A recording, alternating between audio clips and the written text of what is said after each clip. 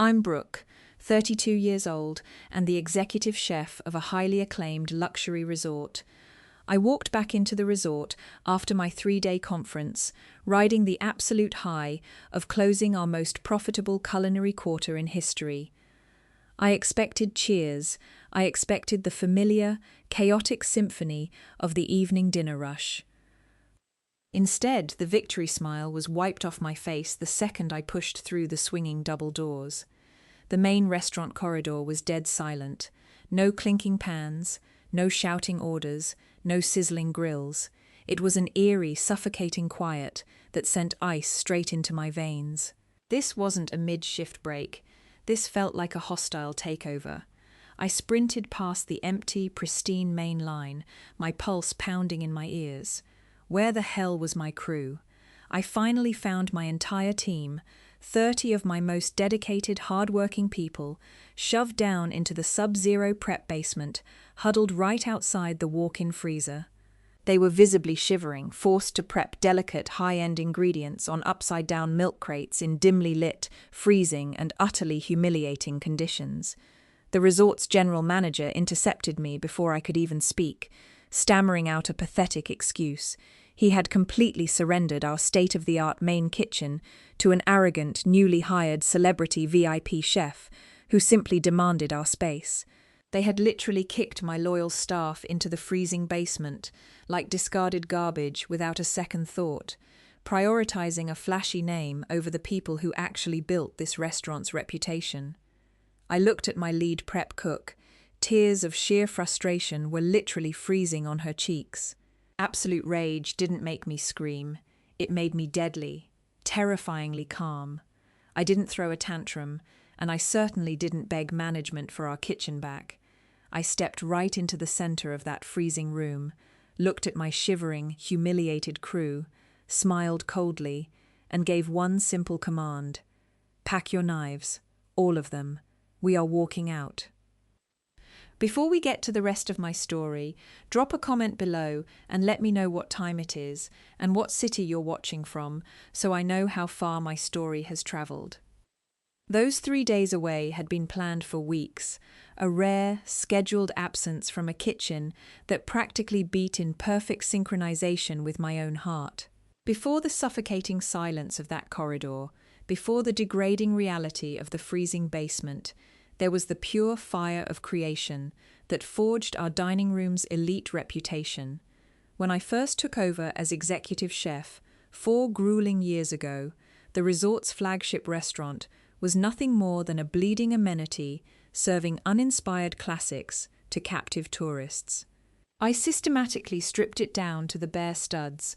I brought in a brigade of relentless, passionate culinary misfits, and together we rebuilt the entire gastronomic identity from scratch. We obsessed over every micro-season, spending our rare mornings haggling at local fish markets and our late nights perfecting complex reductions until our hands were perpetually calloused and our minds were frayed. It wasn't just a job for us, it was a shared obsession. That relentless drive culminated in a reality the corporate ownership had never even dared to put on their vision boards, our first Michelin star, followed in rapid succession by a second. We transformed a hotel dining room into a highly coveted global culinary destination, fully booked 6 months in advance. My kitchen team was a perfectly calibrated machine, operating on deep mutual respect, shared exhaustion, and an absolutely uncompromising standard of excellence. We felt entirely untouchable, shielded by our accolades. The atmosphere, however, began to permanently sour exactly 5 months ago, with the abrupt arrival of Derek Langford. Brought in by the overarching corporate board to aggressively maximize profits riding on the coattails of our recent Michelin wins, Derek was a man who understood complex spreadsheets, optimization algorithms, and viral marketing metrics, but possessed absolutely zero understanding of genuine hospitality. He wore tailored suits, spoke in exhausting corporate buzzwords like synergistic flavor profiles, and fundamentally viewed the sacred space of my kitchen not as an artisan workshop, but as a mass production content factory. From his very first week on the property, he started imposing arbitrary, devastating budget cuts on our premium local suppliers while simultaneously demanding faster table turnaround times. He didn't care about the delicate resting period of a dry-aged duck breast. He only cared about the mathematical efficiency of the dining room floor. Derek would frequently stroll through my kitchen during the absolute peak of a Friday night dinner service, completely oblivious to the dangerous, intricate dance of the line cooks carrying hot pans. He would loudly interrupt my sous chefs during delicate plating processes to ask why we weren't utilizing more cost-effective synthetic garnishes. He was a ruthless corporate suit, masquerading as a general manager, entirely disconnected from the grinding reality and the soul of the high-end restaurant industry. Derek's ultimate, disastrous vision for the resort's culinary future fully manifested in the form of Logan Ashford. Logan wasn't a real chef who had earned his stripes burning his forearms on a busy grill or crying in a walk-in cooler after a brutally unforgiving service. He was an internet personality, a flashy social media influencer whose entire claim to fame consisted of highly edited, quick-cut videos featuring absurd amounts of melted cheese, excessive edible gold leaf, and dramatic, theatrical salt-sprinkling techniques. Derek was hopelessly infatuated with Logan's massive online following. He looked at those millions of digital followers and saw guaranteed revenue, completely ignoring the fundamental fact that viral internet views do not ever translate into the refined palate required to run a 2-star establishment. Almost immediately upon Logan's arrival, Derek began aggressively funneling our kitchen's hard-earned resources toward Logan's chaotic pop-up concepts within the resort. Logan was handed a staggering budget to purchase extravagant props for his daily video shoots, while my dedicated pastry chef was simultaneously instructed to reuse parchment paper to meet Derek's new austerity measures. Logan strutted around the resort property like he owned the very ground we walked on, constantly trailing a loud camera crew and leaving a massive wake of cross-contaminated ingredients and filthy prep stations that my exhausted brigade was inevitably forced to clean up. Watching Derek actively fawn over an arrogant kid who couldn't even properly temper chocolate without a specialized ring light made one thing clear: Derek Langford was dangerously clueless about our industry. He didn't respect the intense craft of cooking, and more importantly, he held absolutely no respect for my dedicated team. Arguing with him was a pointless endeavor. It only painted a massive target on my own back and jeopardized my staff further. So, I strategically stopped fighting him in the open. I pasted on a blank expression, nodded silently at his ridiculous directives during our morning operational meetings, and simply started watching his every move. I documented every diverted operational fund, every glaring health and safety standard compromised by Logan's intrusive camera crew, and every ridiculous, quality-destroying demand Derek formally put in writing. I knew a catastrophic breaking point was inevitable, and I absolutely refused to be collateral damage when their fragile ship finally sank. I needed an ironclad exit strategy, not just for my own career, but for the remarkably talented brigade I had built from the ground up. During my scheduled breaks, safely disconnected from the resort's monitored Wi-Fi network, I began making quiet, highly confidential calls. The most crucial of these strategic conversations was to Courtney Ramirez. Courtney was a formidable hospitality investor and highly successful restaurateur I had closely collaborated with during a massive charity gala a few years back. She was fiercely known in the industry for exclusively backing culinary professionals who prioritized integrity over cheap gimmicks. I didn't give her the full, chaotic picture of the resort just yet. I only provided enough context to verify her current investment timeline and secure a private, face-to-face meeting for the exact moment I returned from my conference. The first week in the freezer was brutal, a grueling test of physical endurance and mental fortitude that stripped us down to our absolute core. The ambient temperature hovered stubbornly at 34 degrees Fahrenheit, a biting, relentless cold that immediately seeped through our standard-issue cotton chef coats and settled deep into our bones. Our breath formed thick, white clouds of condensation in the harsh, fluorescent lighting every single time we called back an order. The metallic walls echoed endlessly with the dull, aggressive hum of the massive industrial refrigeration units, a mechanical drone that quickly burrowed into our skulls and made basic communication incredibly strained. We had been entirely stripped of our massive stainless steel prep tables, our precision immersion circulators, and the high BTU gas ranges we relied on. Instead, my elite, highly trained brigade was forced to execute incredibly intricate culinary techniques on dangerously unstable stacks of inverted plastic milk crates and rusted, repurposed dry storage shelving. The simple act of finely chopping delicate microherbs became a monumental, agonizing task when your fingers were completely numb, struggling to properly grip the ergonomic handle of a heavy chef's knife. Premium olive oil would continuously solidify in its squeeze bottles, forcing us to constantly warm them in our armpits. Emulsions and delicate butter-based sauces threatened to break violently in the freezing air, requiring aggressive, frantic whisking just to hold their structure.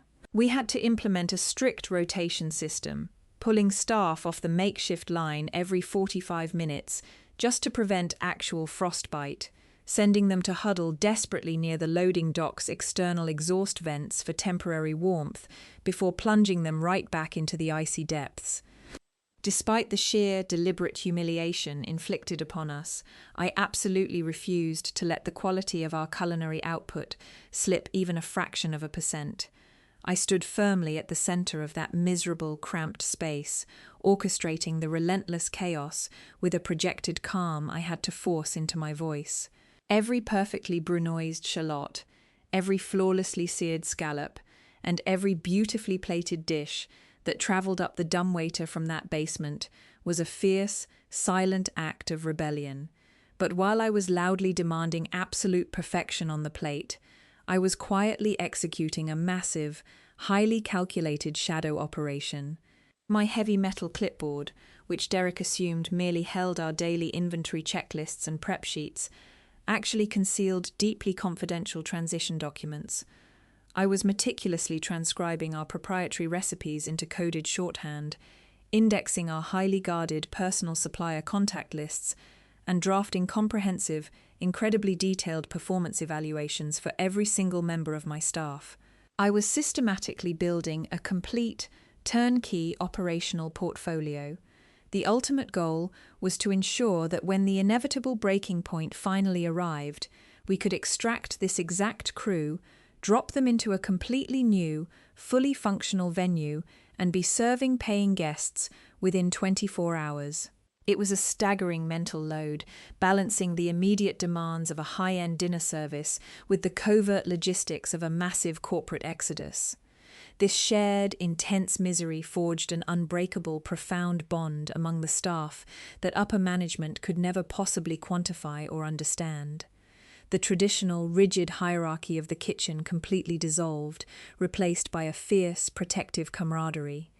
My lead sous chef began smuggling in massive, insulated thermoses of deeply spiced, boiling hot faux broth, silently pouring small, steaming espresso cups for the freezing line cooks during the brief lulls between intense ticket rushes. We adapted to the harsh environment by communicating through tight, barely perceptible nods and subtle eye movements, operating flawlessly as a singular, synchronized organism. The delicate pastry team, usually isolated in their own quiet, temperature-controlled corner of a normal kitchen, were now standing shoulder to shoulder with the heavy-lifting grill cooks.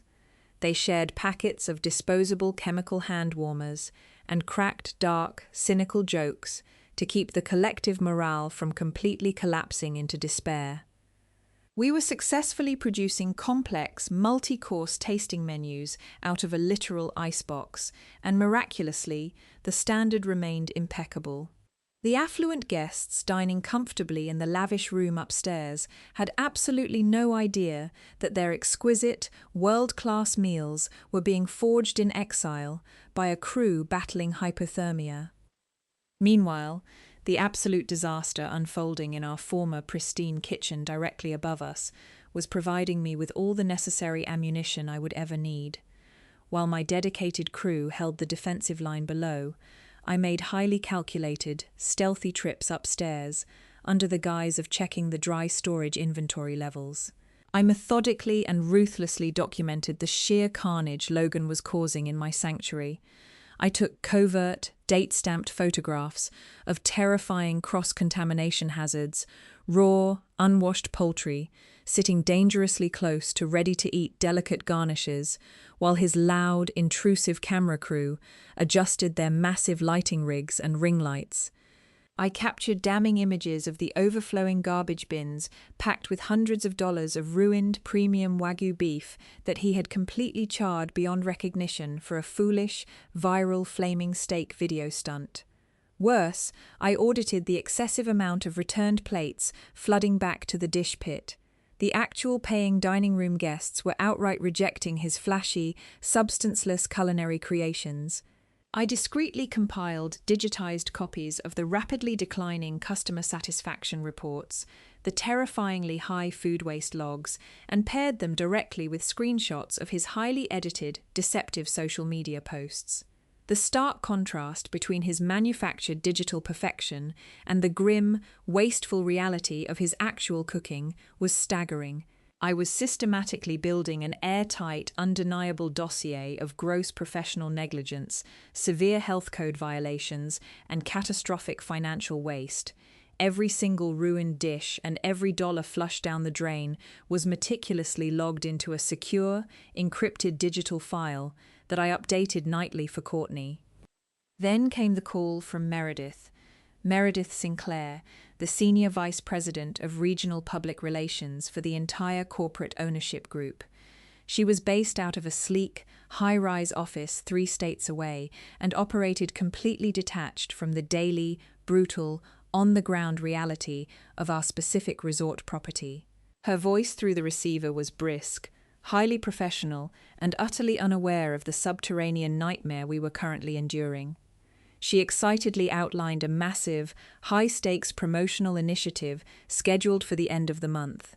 An elite delegation of highly influential food critics, luxury travel journalists, and major hospitality stakeholders was descending upon the property for a curated VIP tasting menu. The explicit purpose of this critical dinner was to aggressively market our 2-star status to international booking agencies. Meredith specifically requested that I, as the executive chef who actually built the award-winning program, stand in the center of the main dining room to deliver a comprehensive, multi-part presentation. She wanted me to articulate the intricate philosophy behind our micro-seasonal sourcing, the painstaking evolution of our tasting menu, and the complex culinary mechanics that earned us our global accolades. I immediately began compiling my notes, drafting a thoughtful, passionate speech that would properly honor my brigade's relentless hard work. However, less than 48 hours after Meredith's initial request, Derek aggressively intercepted the entire initiative. He summoned me to his glass-walled office, sitting behind a massive oak desk while casually tapping a gold pen against a thick stack of printed social media analytics. With his signature, condescending corporate smirk, he formally informed me that the overarching brand strategy was pivoting toward a younger, highly disruptive, digitally native demographic. He explicitly stated that my traditional, technique-driven approach was too rigid, too academic, and ultimately not marketable enough for the modern era of short-form video consumption. In a move of staggering arrogance, he officially struck my name from the evening's itinerary and unilaterally replaced me with Logan. Derek firmly believed that having Logan act as the charismatic face of the VIP dinner, sprinkling his ridiculous catchphrases and flashing his bleached white smile, would somehow generate unprecedented media traction. I was strictly instructed to remain entirely out of sight, entirely confined to the shadows, effectively banned from speaking to the very critics who had travelled hundreds of miles to experience the menu my team had designed. I did not argue. I simply nodded, stepped out of his perfectly climate-controlled office, and let the catastrophe engineer itself.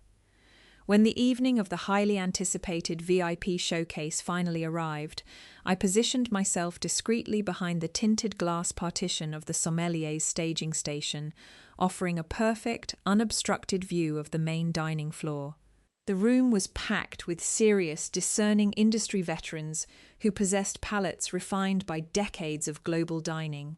They sat with rigid postures, expecting a profound gastronomic journey. Logan made his grand entrance through the swinging double doors, flanked by his ever-present, incredibly disruptive camera crew. He was dressed in a pristine, custom-tailored chef coat, embellished with excessive gold thread embroidery that had clearly never seen a single drop of hot grease or stray splatter of demi-glace.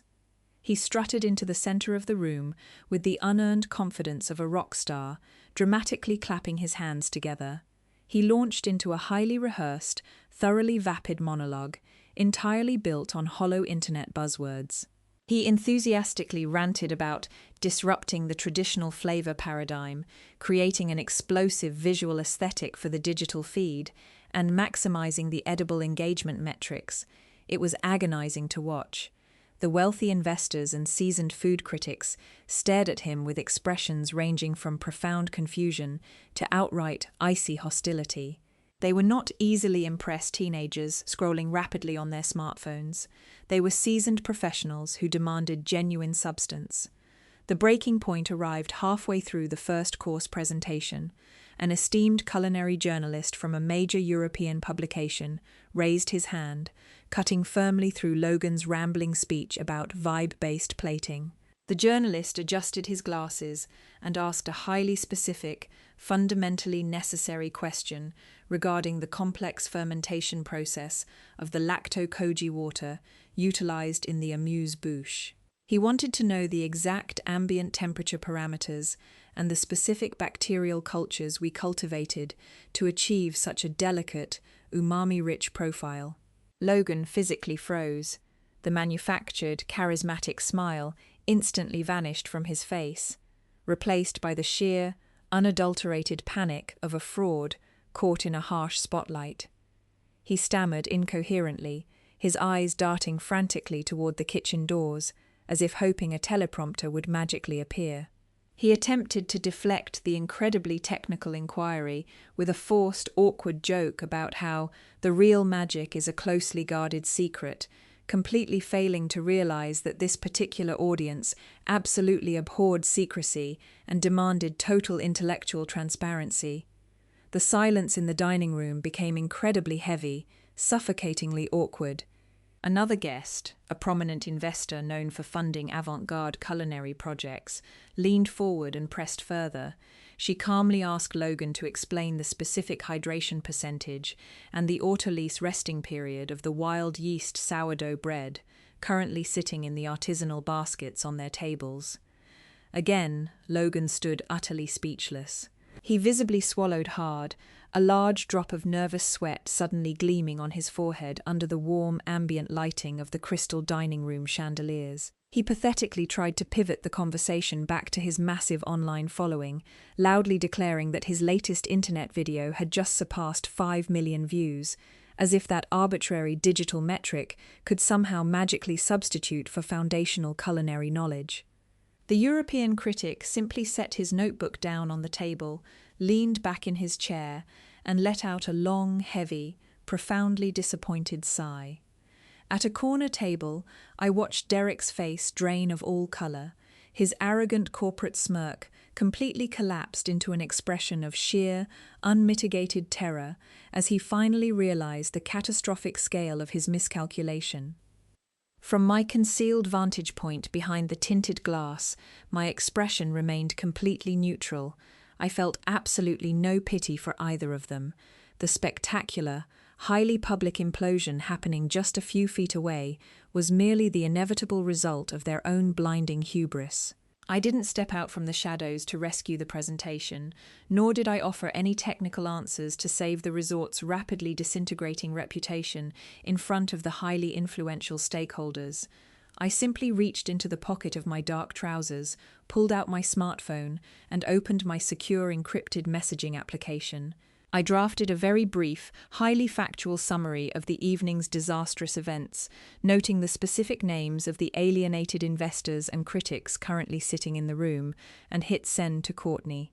I slid the phone back into my pocket, turned my back on the spectacular failure unfolding in the opulent dining room, and quietly made my way back down the dimly lit stairwell. That afternoon, I arranged for Courtney to visit the resort, under the guise of an impromptu site inspection for a potential cross-brand hospitality partnership. She arrived precisely on time in a sleek, charcoal-grey town car, stepping onto the sun-drenched cobblestone driveway, radiating an aura of uncompromising authority. Dressed in a sharply tailored, midnight blue pantsuit, her keen eyes missed absolutely nothing. As we bypassed the grand lobby and walked directly toward the culinary wing, I didn't need to explain the systemic shift in the property's culture. The grim evidence was blatantly smeared across the walls. The once immaculate hallway leading to the primary cooking stations was now heavily cluttered with discarded lighting umbrellas, dangerous tangles of extension cords, and overflowing trash bins packed with empty energy drink cans left entirely by the production crew. As we approached the heavy double doors of the flagship kitchen, the distinct, grating sound of forced enthusiasm bled clearly through the thick wood. I pushed the doors open, ushering Courtney into the expansive, sunlit space. We walked right into the middle of a chaotic, utterly embarrassing spectacle. Derek was standing rigidly near the central stainless steel plating island, practically vibrating with misplaced pride. He was actively showing off Logan to a bewildered visiting lifestyle magazine editor, aggressively pitching the influencer as the definitive future of modern gastronomy. Logan was currently standing directly on top of a pristine marble prep counter, an unpardonable health code violation, holding an industrial blowtorch in one hand and a comically oversized wheel of imported Italian cheese in the other. He was loudly directing his frustrated camera operator to capture the perfect dripping cheese pull, completely ignoring the thick, acrid black smoke rapidly billowing toward the acoustic ceiling tiles. Derek spotted us instantly through the haze. For a fleeting, vulnerable second, genuine confusion crossed his sharply angled face, but it was quickly replaced by a wide, distinctly predatory smile the very moment he recognized the prominent investor standing quietly beside me. He immediately abandoned the confused magazine editor and practically sprinted across the tiled floor toward us. His hand was enthusiastically extended in a practiced, overly familiar greeting. He eagerly attempted to seize the lucrative moment, completely unaware that he was walking directly into a perfectly laid, inescapable trap. "Courtney, what a monumental honor to finally have you on the property," Derek smoothly projected, stepping deliberately in front of me to physically block my presence. "You have arrived at the absolute perfect time. Let me personally introduce you to the brand new anchor of our entire luxury division. We are aggressively revolutionizing the traditional guest dining experience, pivoting toward dynamic, highly engaging sensory lifestyle events. Logan is currently generating historic, completely unprecedented engagement metrics for our brand." Courtney did not even attempt to take his desperately extended hand. She simply stood there, her posture perfectly rigid and commanding, and let her cold gaze drift slowly from Derek's sweating face to the absolute disaster zone unfolding behind him. She silently watched Logan nearly drop the active blowtorch into a dangerous pool of highly flammable cooking oil. Her expression remained dangerously neutral, an absolute masterclass in silent, devastating judgment. When she finally spoke, her voice was quiet, incredibly crisp, and sharp enough to effortlessly cut through the loud ambient noise. "I am most certainly not here to look at your social media mascot, Derek," Courtney stated firmly, not bothering to mask her profound, icy disdain. "I am here strictly for business. Genuine hospitality business. She turned her back to him entirely, decisively dismissing his very existence in a single fluid motion, and faced me directly. The entire massive room suddenly grew remarkably quiet. Even Logan momentarily stopped shouting orders at his exhausted cameraman, sensing the heavy shift in the atmosphere. "Brooke," Courtney continued, her tone shifting to one of deep, mutual professional respect. "The executive board has completely reviewed the encrypted transition portfolio you sent over last night.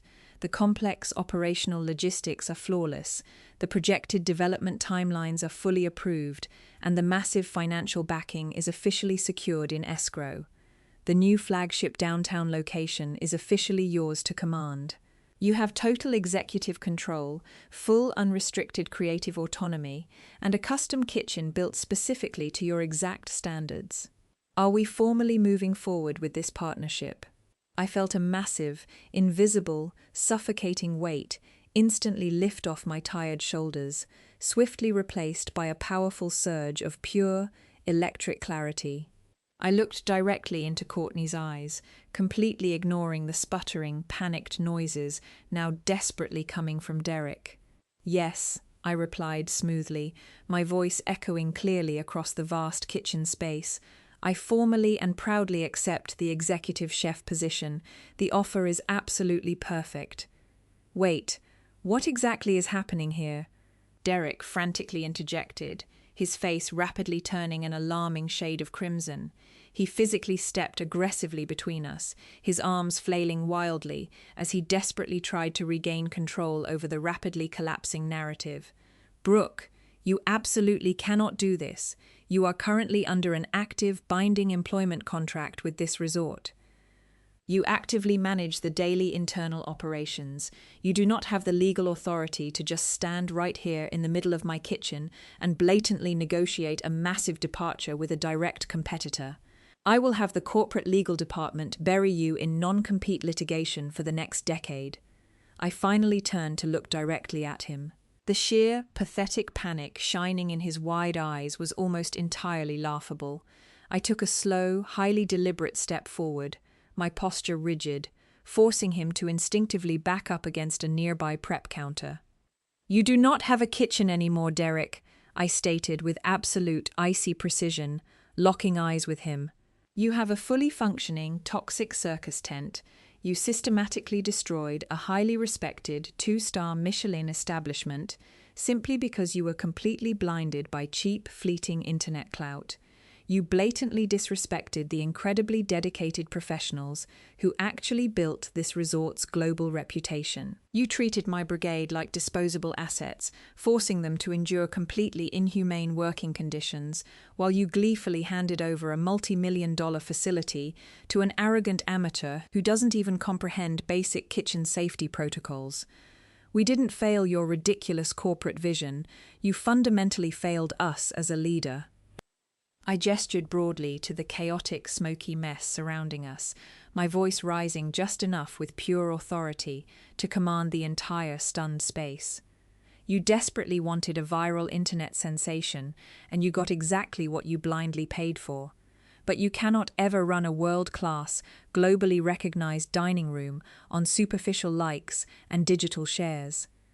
You need grueling discipline, you need genuine passion, and you fundamentally need a highly trained team that deeply respects the history of the craft. You foolishly threw all of that precious equity away the very second you let him stand on my cutting boards. So, you can keep the intrusive cameras, the toxic smoke, and the entirely fake metrics. I am officially done watching you destroy my life's work. My loyal people and I are leaving right now to cook real food." Later that evening, Meredith asked to see me privately in the secluded executive boardroom located on the top floor of the resort's administrative wing. The heavy mahogany doors closed with a solid thud, entirely shutting out the faint, lingering echoes of the catastrophic afternoon. The spacious room was bathed in the soft, muted glow of recessed ambient lighting, a stark and welcome contrast to the blinding chaos that had consumed the culinary floor below.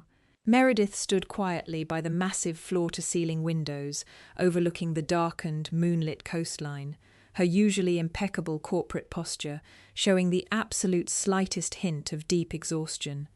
She held a crystal tumbler of sparkling water, the condensation slightly dampening her manicured fingertips. She didn't bother offering any empty pleasantries or exhausting corporate jargon. The situation had vastly escalated far past the point of polite, strategic maneuvering.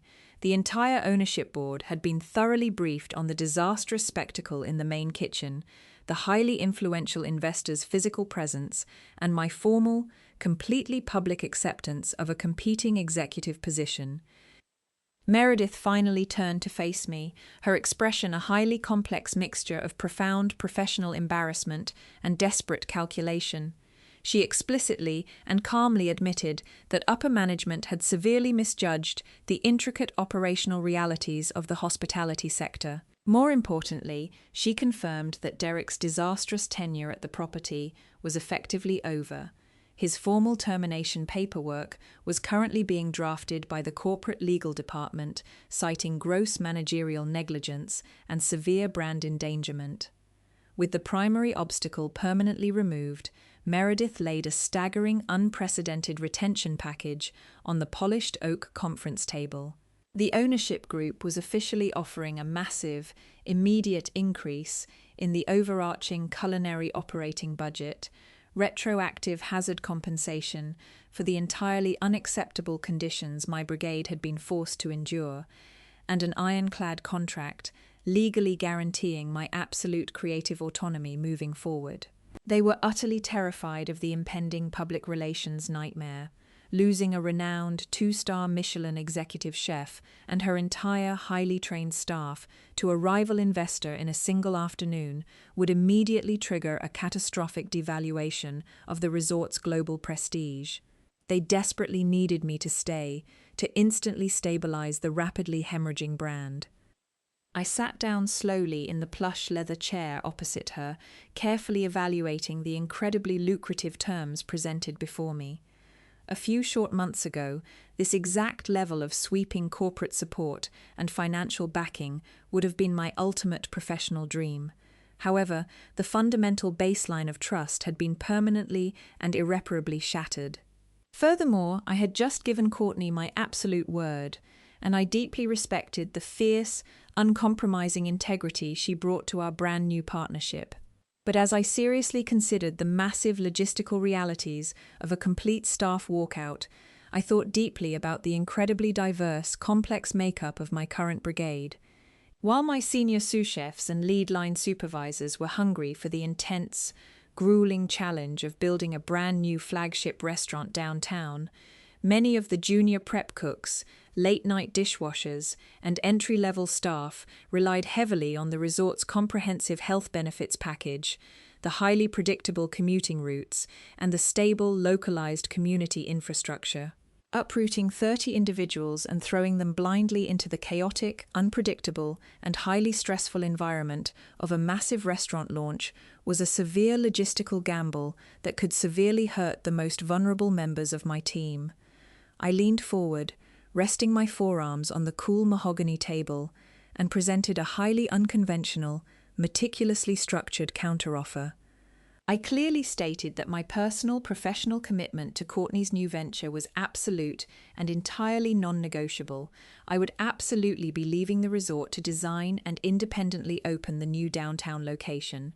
However, I proposed a strategic, mutually beneficial division of the existing culinary personnel. I would exclusively take my core senior leadership, my executive sous chef, my lead pastry director, and a very select, highly trained group of veteran line cooks to form the foundational structural team for the new enterprise. The remaining 2/3 of the staff, comprising the highly skilled mid-level cooks and dedicated support crew, would remain securely positioned at the resort. To ensure the absolute continuity of the Michelin-level standards and to prevent the busy dining room from immediately collapsing into total operational chaos, I offered to formally promote one of my most trusted, experienced senior chefs to take over my vacated position as the resort's new permanent executive chef. This specific individual intimately knew the complex menus, commanded the absolute respect of the remaining brigade, and could seamlessly maintain the rigorous quality controls the terrified board desperately needed to salvage their reputation. Meredith meticulously processed the complex proposal, her eyes narrowing slightly as she silently calculated the vast operational risks against the immediate PR benefits. It was a highly unorthodox compromise, essentially splitting a world-class culinary machine directly down the middle. I continuously pressed the distinct, undeniable advantages of this unique arrangement. By accepting the clean split, the resort instantly avoided a total, devastating staff walkout and the subsequent brutal media fallout.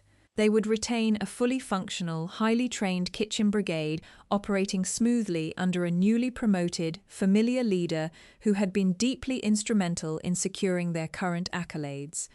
In direct exchange, I fiercely demanded that the corporate board immediately draft newly revised, highly protective contracts for every single employee choosing to stay behind. These new agreements had to legally lock in substantial wage increases, explicitly forbid any future interference from marketing executives regarding internal kitchen operations, and permanently ban amateur social media influencers from ever stepping foot in the culinary prep areas again. The heavy silence in the boardroom stretched for several long, incredibly tense minutes as Meredith quietly weighed the unprecedented terms. She paced slowly across the thick, woven carpet, periodically glancing out the dark window at the distant ocean waves crashing violently against the shoreline. She acutely recognized that she possessed very little actual leverage. The only alternative was an entirely empty kitchen by sunrise and a completely ruined VIP tasting schedule. Finally, she stopped pacing, returned to the large table, and pulled a yellow legal notepad toward her. She began swiftly and deliberately writing down the precise, non-negotiable stipulations I had just outlined. With a weary, defeated, but distinctly relieved nod, Meredith tentatively agreed to the structural compromise. She formally promised that the corporate legal team would have the finalized binding documents ready for my personal review and the remaining staff signatures before the start of the next morning's breakfast service. We did not bother to shake hands. The residual tension was still far too thick for false corporate pleasantries, but a mutual, highly pragmatic understanding had been firmly established, securing the immediate financial and professional future for everyone involved. The next morning, the important board meeting took place. In the resort's sprawling, glass-panelled executive amphitheatre, it was an intimidating space, usually reserved for annual international shareholder summits, certainly not for emergency operational interventions. I walked through the heavy double doors, flanked silently by my executive sous chef and the highly dedicated senior line supervisor, who would officially be stepping into my vacated role. The atmosphere inside the room was suffocatingly tense and distinctly clinical. 12 senior board members sat rigidly around a massive oval mahogany table. Some were physically present, radiating stern authority, while others loomed large on high-definition monitors via encrypted video links. At the far end, Derek sat frozen in his tailored designer suit, his customary arrogance entirely replaced by a sickly, pale sheen of absolute panic. Meredith sat quietly near the center, maintaining a carefully neutral expression, a thick stack of newly drafted, legally binding documents resting neatly in front of her. I didn't wait for any formal corporate pleasantries. I walked straight to the polished wooden podium, seamlessly connected my encrypted tablet to the primary projection system, and brought up the first slide on the massive digital screen. It was finally time to systematically dismantle the illusion. I started directly with Logan. The bright screen illuminated with a stark side-by-side video comparison that drew immediate, sharp gasps of genuine horror from several seasoned stakeholders. On the left played one of his massively viral social media posts, featuring a perfectly seared, impossibly juicy tomahawk steak dripping with stylized butter. On the right, I played the unedited, time-stamped internal security footage from our private prep area. The raw, undeniable video clearly showed Logan repeatedly burning the expensive meat, throwing a loud tantrum, and ultimately having his production assistant paint the raw exterior with a toxic combination of brown shoe polish and industrial motor oil just to achieve the perfect visual aesthetic for the camera lens, before violently throwing the entire contaminated piece into the garbage bin. I methodically clicked through a devastating, airtight gallery of photographic evidence. I showed them the appalling food waste logs, explicitly highlighting the staggering volume of premium, expensive ingredients that had been aggressively requisitioned by Logan's chaotic crew and subsequently destroyed purely for fleeting visual content. I presented the detailed financial audits proving that his highly publicized culinary innovations generated absolutely zero actual dining room revenue. Instead, they actively repelled our core, high-net-worth demographic. To aggressively drive the point home, I displayed a consolidated report of guest feedback from the previous week, culminating in direct, scathing quotes from the influential culinary critics who had attended the disastrous VIP tasting event. They explicitly threatened to publish devastating articles that would practically guarantee the immediate, humiliating revocation of our hard-earned Michelin stars. The faces of the prominent board members rapidly transformed from initial, stunned shock into a deep, furious shade of crimson rage. Before Derek could even attempt to open his mouth to offer a pathetic defense, I ruthlessly pivoted the entire presentation to strictly focus on his specific, catastrophic managerial actions. The next series of slides contained stark, undeniable corporate financial spreadsheets. I clearly highlighted his unilateral, disastrous budget reallocations. I showed the stunned board exactly how Derek had systematically slashed the operational funding for our elite local agricultural purveyors and critical kitchen equipment maintenance, aggressively funneling those exact operational dollars into purchasing exorbitant, entirely unnecessary camera equipment, cinematic lighting rigs, and luxury penthouse accommodations for Logan's sprawling entourage. I displayed the formal written directives where Derek explicitly ordered my professional staff to violate basic, mandatory health and safety protocols simply to accommodate a chaotic video shoot. He had foolishly traded the foundational safety, legality, and culinary integrity of a globally recognized restaurant for superficial internet engagement metrics that possessed zero conversion rate into actual sustainable profit. "You entrusted him to optimize a highly profitable asset," I stated calmly, my voice echoing clearly across the dead-silent amphitheater. "Instead, he dismantled the very infrastructure that generated your prestige, entirely alienated your most lucrative clientele, and exposed this corporation to massive health code liabilities and potential consumer fraud lawsuits. The brand is currently bleeding out, and the knife is still firmly in his hand." The sheer volume of undeniable, meticulously documented proof was absolutely overwhelming. The heavy silence that followed my presentation was dangerous and highly definitive. The overarching chairman of the board, a notoriously ruthless international businessman on the primary video feed, finally leaned forward. His cold, piercing, furious glare was locked entirely on the rapidly shrinking general manager. "Derek," the chairman's voice crackled harshly through the high-fidelity speakers, "you are effectively terminated, as of this exact fraction of a second. You will not return to your private office. You will immediately hand over your electronic security credentials to the guards currently waiting outside this room, and you will be escorted off the property right now. Furthermore, our corporate counsel will thoroughly investigate your unauthorized financial diversions for severe legal action." Derek visibly collapsed inward, completely defeated.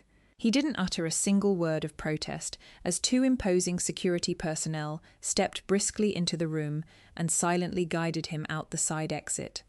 The chairman then turned his digital gaze toward Meredith, explicitly instructing her to instantly sever all existing legal contracts with Logan, ordering his immediate, forceful removal from the luxury guest suites before noon.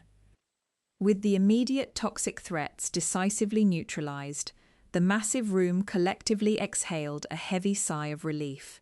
The chairman looked directly at me, a brief, genuine flash of deep professional respect crossing his stern features. He formally and legally ratified the complex structural compromise Meredith and I had meticulously negotiated the previous night. The comprehensive, highly protective new employment contracts for the remaining culinary brigade were officially signed and entered into the permanent corporate record. I proudly watched my trusted senior line supervisor step confidently forward, accepting the formal title of executive chef with quiet, determined dignity. The transition of power was absolute. I had successfully protected the vulnerable members of my team, secured my highly ambitious future with Courtney, and ensured the sacred culinary space we built would not be permanently destroyed. I closed my encrypted tablet, offered a final polite nod to the assembled board, and walked out of the grand amphitheatre with my head held incredibly high. 3 hours after the meeting concluded, the sprawling resort grounds were completely unrecognizable, transformed into a chaotic scene of rapid, unceremonious departures. I stood quietly near the employee exit, holding my personal leather knife roll, watching the final, pathetic act of the administrative circus play out. Derek was aggressively escorted out the primary glass doors by 2 burly private security contractors, clutching a single small cardboard box containing his metallic desk ornaments. His tailored designer suit looked profoundly rumpled, and he desperately tried to hide his face from the bewildered hotel guests lingering in the grand lobby. The news of his termination and the looming corporate investigation had already leaked to industry insiders. Within mere minutes, his professional reputation was entirely annihilated. The tight-knit luxury hospitality network is incredibly unforgiving, and public blacklisting happens at absolute lightning speed. No brand would ever trust him to manage a roadside motel again. His arrogant gamble had permanently cost him his entire career trajectory. Logan's exit was even more publicly humiliating and chaotic. His massive production crew was loudly arguing with the resort's legal representatives about confiscated memory cards and severely breached non-disclosure agreements right next to the busy valet parking station. The influencer himself was frantically pacing the cobblestone driveway, shouting furiously into his smartphone as his major corporate sponsors, terrified of the rapidly spreading public relations nightmare, began rapidly severing their lucrative endorsement contracts in real time. The influential culinary critics, who had endured his disastrous VIP dinner, wasted absolutely no time publishing their scathing, highly detailed reviews online. Their articles were utterly merciless, completely dismantling the manufactured illusion of his digital persona and exposing his profound lack of culinary skill. However, the severe collateral damage extended far beyond those 2 individuals. Despite the corporate board's desperate, last-minute attempts to stabilize the dining room with my former senior supervisor, the damage to the overarching brand identity was incredibly severe and deeply permanent. When the highly anticipated International Culinary Guide published its updated regional rankings 3 months later, the resort was unceremoniously stripped of both its prestigious stars. The reviewers explicitly cited a catastrophic loss of artistic integrity and a severe, undeniable decline in fundamental hospitality standards. For my loyal core brigade and me, however, that afternoon marked the exhilarating beginning of a completely untethered, fiercely independent chapter. We loaded our heavy gear into our vehicles and drove directly away from the sprawling, toxic property without a single backward glance toward the place we had built. We headed straight into the vibrant heart of the city's historic downtown district, arriving at the stunning, multi-level brick and timber building Courtney had strategically secured for our brand new joint venture. Walking through the freshly painted front doors of our very own establishment was an indescribably profound experience. This wasn't merely a lateral career move, it was a massive, unprecedented elevation in our professional lives. The ironclad legal contracts Courtney had finalized granted me substantial ownership equity in the restaurant, a significantly increased operating budget, and absolute, unquestioned creative authority over every single aspect of the guest experience. My dedicated senior staff, the brave individuals who had trusted my leadership through the darkest moments, were instantly rewarded with highly lucrative salaries, comprehensive premium healthcare, and guaranteed profit-sharing percentages that are practically unheard of in our grueling industry. We walked into the cavernous, newly constructed main kitchen space. It was a breathtaking, state-of-the-art sanctuary, meticulously designed by chefs, strictly for chefs. There were massive, custom-built French top ranges, vast expanses of thick, immaculate butcher block prep stations, and highly advanced, digitally controlled fermentation chambers lining the walls. More importantly, there were absolutely no distracting camera tripods, no aggressive lighting umbrellas, and absolutely no arrogant corporate managers lurking over our shoulders dictating flavor profiles based on fleeting internet algorithms. The entire physical environment was aggressively optimized for maximum culinary efficiency and genuine artistic exploration. We spent that entire first evening simply unpacking our favorite tools, sketching out ambitious, highly seasonal tasting menus on massive whiteboards, and celebrating our hard-won independence with cold beers and genuinely joyful laughter. The profound sense of mutual respect and unbreakable camaraderie within those brick walls was completely palpable. The grueling ordeal taught me an invaluable, enduring lesson about the fundamental nature of true leadership and knowing your absolute professional worth in a superficial world. You cannot ever manufacture genuine passion, and you certainly cannot synthesize the grueling physical reality of hard work through edited video clips or hollow corporate buzzwords. True excellence is painstakingly built over countless exhausting hours in the trenches, driven by unwavering discipline and a profound, collective respect for the craft itself. When toxic management attempts to fundamentally devalue your specific expertise or replaces actual substance with cheap, fleeting gimmicks, you must never compromise your professional integrity just to keep the peace. You have to stand firmly by your dedicated team, document every single violation meticulously, and have the sheer courage to walk away when the environment no longer serves your growth. Your specific talent and unwavering dedication are incredibly valuable assets, and there will always be visionary leaders out there ready to recognize, fiercely protect, and heavily invest in your authentic capabilities. Thank you all so much for sticking with me and listening to this wild journey all the way to the very end. I would love to hear your thoughts on everything that went down. Have you ever had to deal with a completely clueless boss who prioritized flashy trends over actual hard work, or had to walk away from a toxic workplace to protect your peace and sanity? Drop your stories and opinions in the comments below, and let's get a conversation going.